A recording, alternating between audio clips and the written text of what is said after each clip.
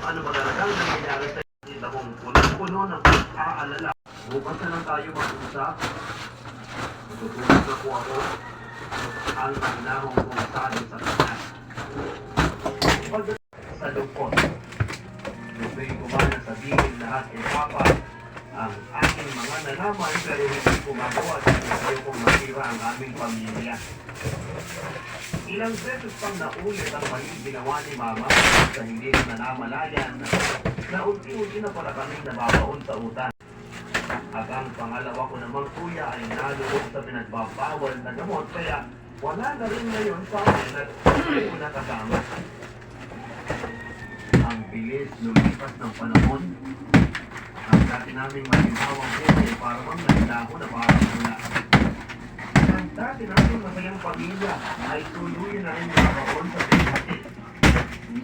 Si Mama ang sinisisi ko sa lahat ng mga nangyari sa aming pamilya. Dahil inaras kami dahil sa nangyari. Ang kabit niya ang siyang lumustay ng aming ipon sa bangko. Hindi na rin makapagtrabaho si Papa dahil pinagbitangan siyang nagtakaw sa kanilang kumpanya. Walang araw papadudot na hindi ako umiiyak at sinusisya ang lahat ng ito kay Mama. Pero wala na ako magagawa. Nandito na ito. Lumipat kami sa pagmaliit na tirahan dahil pati ang bahay na naipunda ni Papa ay hindi na rin ang bangko dahil sa mga pagkakamalan. Tumigil muna ako sa pagtatrabaho at humanap ng ibang mapagkakakitaan.